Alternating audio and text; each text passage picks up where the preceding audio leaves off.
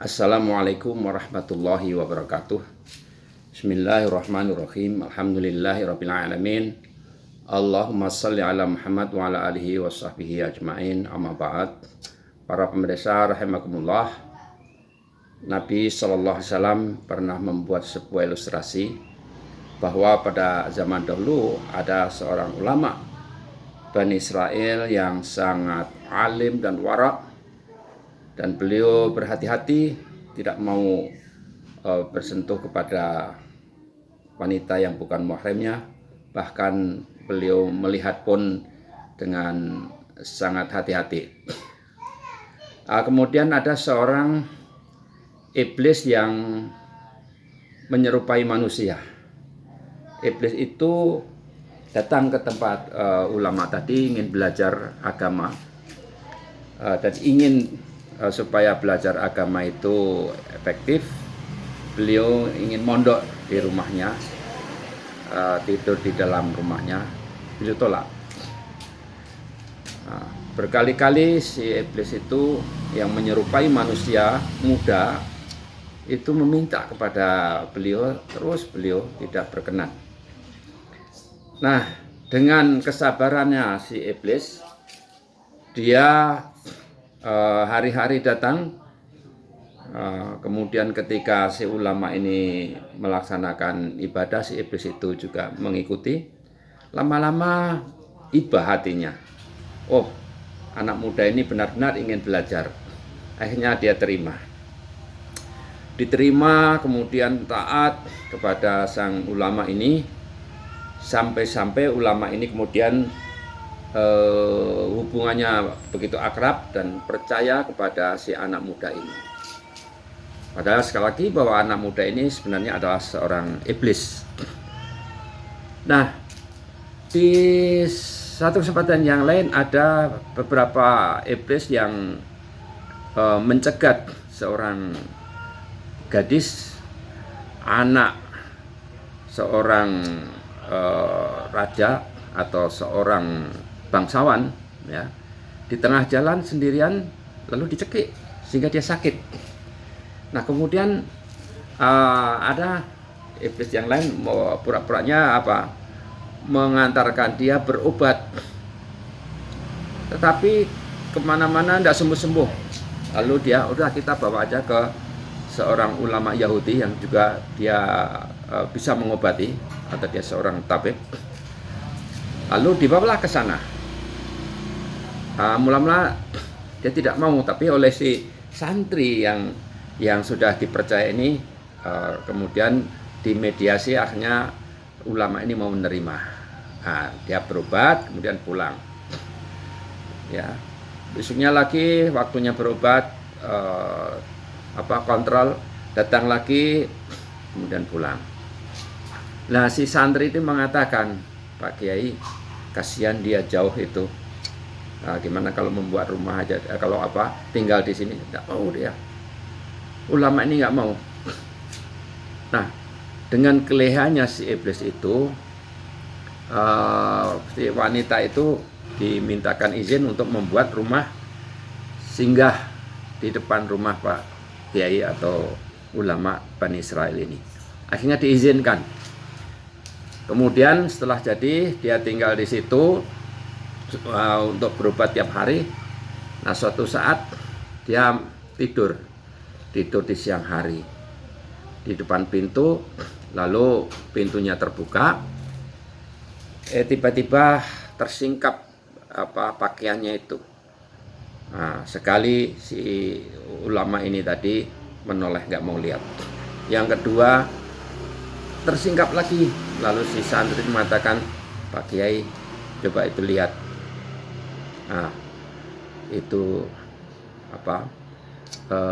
bisa dinikmati Pak Kiai, nggak apa-apa, nggak ada orang. Dibujuk, akhirnya ulama ini kemudian terpengaruh sehingga birahinya muncul sebagai seorang biasa, sekalipun dia tadinya seorang yang warak, ya, yang sangat hati-hati, tidak mau bersentuh dengan perempuan yang bukan muhrimnya. Ketika birahinya nafsu seksualnya itu muncul, akhirnya dia datangi, kumpuli. Nah, karena dia seorang pasien ya takut kepada tabibnya, tentu saja dia nurut sampai dia kemudian hamil. Nah, setelah hamil semakin hari semakin membesar, maka si santri mengatakan, "Pak Kiai, dia itu hamil sekarang. Gimana Pak Kiai, nanti kalau diketahui oleh umat, apa tidak malu Pak Kiai?" Dia kemudian baru sadar, iya ya. Nah, kemudian menyesali. Gini aja kata si santri itu, untuk menghilangkan jejak dia dibunuh saja. Nah, pikir-pikir lama-lama masuk akalnya. Akhirnya si gadis yang hamil tadi itu dibunuh dan dikubur di dekat rumahnya. Kemudian orang tua gadis ini mencari sampai datanglah kepada ulama tadi menanyakan hal tentang anaknya. Dia jawab, "Oh, saya tidak tahu." Keluarganya pulang. Tapi suatu malam mimpi bahwa anaknya itu berobat kepada ulama ini, kemudian dia mati, kemudian dikubur di dekat rumahnya. Maka keluarga itu datang lagi, kemudian menanyakan, tetap dijawab tidak tahu. Lalu dia mencoba menggali, ya, minta izin, saya mau menggali. Ternyata di situ ada tanah yang masih baru, ada bekas-bekas yang masih baru, ya. Setelah digali ternyata ketemu mayat si anak perempuan tadi itu. Nah, para pemirsa, ini sebuah pelajaran ya yang diberikan oleh Rasulullah bahwa orang tuh sekuat apapun itu kalau dibujuk dirayu bisa juga terpengaruh. Dia seorang ulama yang terkenal, yang warok pun akhirnya melakukan tindakan yang melanggar larangan Allah. Pertama, dia berzina. Yang kedua, dia membunuh. Yang ketiga, dia berdusta. 3 dosa besar ini. Itu seorang yang punya ilmu, seorang yang disebut dengan ulama, apalagi kita manusia biasa, orang biasa.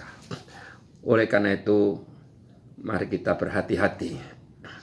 Jangan mudah kita menerima orang yang kita tidak kenal. Jangan mudah kita menerima informasi yang kita tidak tahu sumbernya. Akhir-akhir ini kita mendapatkan viral dari media sosial berita tentang Syekh Panji Gumilang yang mengaku saya komunis dan sekarang sedang ramai dibicarakan banyak orang. Padahal itu sudah lama. Tahun 90-an itu sudah mulai pengikutnya itu kemana-mana melakukan sosialisasi mencari pengikut sampai ke Kalimantan Timur, sampai ke seluruh Indonesia ini. Dan banyak yang terkecoh karena dengan nama pesantren. Kita tidak hati-hati, kita tidak cermat, ya, bahwa sesungguhnya kalau kita lihat sejarah pesantren itu dimulai dari kecil, dari santri kepada kiai, kemudian membuat pondokan makin besar. Nah, beda dengan Al-Zaitun yang tiba-tiba besar. Ini ada yang sudah menaruh curiga tetapi selalu diyakinkan sehingga banyak yang mengikuti. Nah, setelah mencapai kurang lebih 30 tahun sekarang baru orang sadar, oh ternyata menyimpang. Para pemirsa yang dimuliakan Allah, demikian juga paham komunis. Ya, banyak orang tidak sadar karena mereka tidak akan memunculkan sebelum mendapatkan dukungan yang kuat. Nah, dengan pelan-pelan, dulu Snevlit datang dari Belanda, memasuki organisasi Syarikat Islam, ya, dengan membawa misi, ya, dengan cara yang halus. Akhirnya banyak tokoh-tokoh Syarikat Islam yang terpengaruh, ya, seperti Darsono, Semaun, akhirnya mereka jadi komunis. Nah, oleh sebab itu pada kesempatan ini saya ingatkan kepada para pemirsa hati-hatilah kita menghadapi tawaran-tawaran ideologi, tawaran-tawaran paham ya, dengan bahasa yang dikemas dengan bahasa agama. Kenali dulu siapa dia, asas usulnya dari mana. Nah, insya Allah kita berhati-hati, kita akan selamat. Dan di samping kita berhati-hati juga kita terus mendekatkan diri kepada Allah, memperkuat akidah kita, iman kita, dan memperbanyak ibadah kita serta doa kita kepada Allah Subhanahu wa taala agar kita mendapatkan bimbingannya. Semoga kita tetap dalam keadaan Islam yang dibimbing oleh Allah Subhanahu wa taala. Assalamualaikum warahmatullahi wabarakatuh.